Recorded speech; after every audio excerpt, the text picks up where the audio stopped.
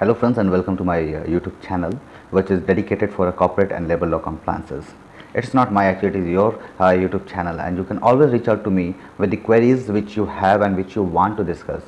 Now one of my friend have come out with some queries which is related to the labor law exemption, which is introduced in different states, for the state of UP, Madhya Pradesh, Gujarat and so on.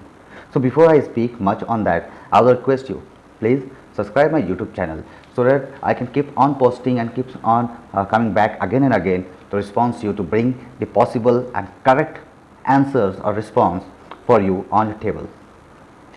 So that is why this International Labour Organization had asked Government of India to nudge our state labor ministry to please stop such kind of labor law exemption which is violating our commitment, our country's commitment towards the international convents which we have given, that we will follow the standard practice of labor law, that we will follow and we will accept the right of work for each and every worker.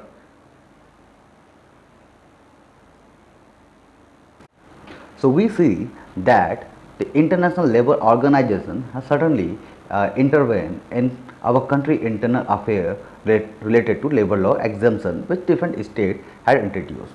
Now the question comes that how come International Labour Organization had suddenly put its interest in our internal affair? That's quite simple.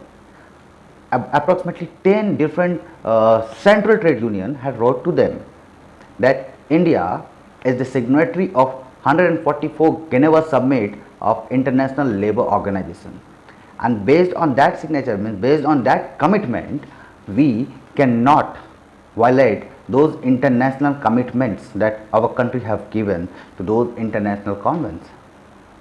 Now what are those? Those are related to the labor law forms or exemptions which our country will do. On any circumstances, we cannot, means our government cannot harm the fundamental right of a worker to work. Now the state of Madhya Pradesh, state of Gujarat, Rajasthan, Uttar Pradesh, which has come with their ordinance or which had come with their proposal that they want to have some exemptions. Now another question comes, why they need to have the exemptions rather than having a reform? So they need to have an exemption to attract those company or those manufacturing unit which are currently having their presence in the land of China. Now a company or manufacturing unit which are currently working at mainland China, well, why put their interest in our country?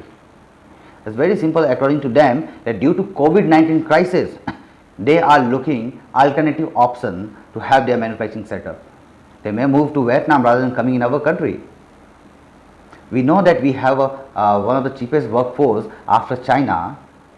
It does not guarantee that yes, those international investor may come because of COVID-19 crisis. Even if you look after the companies which are showing its interest to invest in India are not a big companies. Those are actually small scale industry, and they may hardly provide the benefit to our country in economy. But the outcome towards the social economy can be anything, can be worst. Now before I speak further on that, let me tell you what are those exemptions which have suddenly draw attention of International Labour Organization towards the Indian state governments. Those exemptions are related to the overtime work limits, the overtime wage, the normal working hours and the rest time. So because of those exemptions, there won't be any kind of overtime on those states for 3 years or for 1000 days or for 1200 days as per the different state notification. Means if you are having your manufacturing unit or your company office, your presence on those state, you may not required to put your employees working hour to only 8 hours. You may extend your working hours beyond 8 hours as a normal working hours, means you can force or you can ask your workers to work for 12 hours, to work for continuously 12 hours for 6 days, means total 76 hours, which is somewhere insane. Yes, perfectly, I have to say this word, I am sorry for that, but that is. Now these exemptions will exploit our workforce. Our workforce will go on the mercy of those employer hand. They will work for 12 hours for 6 days in a week, and they will get a normal working hour wage. Means there is no more double the rate of ordinary wage as an overtime wage. Means the exemption of overtime, no more applicability of overtime. So any manufacturing unit will definitely enjoy with those exemptions and may get attract. I don't know about international investors, but for the local companies, yes, they will definitely enjoy this opportunity. But the another dimension of our society will get affected most. There won't be a good opportunity, there won't be a proper chance.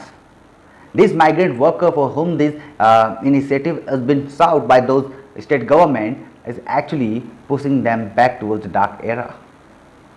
They had just left their working land where they were working to feed their family who are staying at their hometown. Now they are at their hometown, but they will get exploited while doing such kind of continuous work for more beyond 8 hours, which is now beyond normal working hours of human, and not even they are going to get paid well for those things.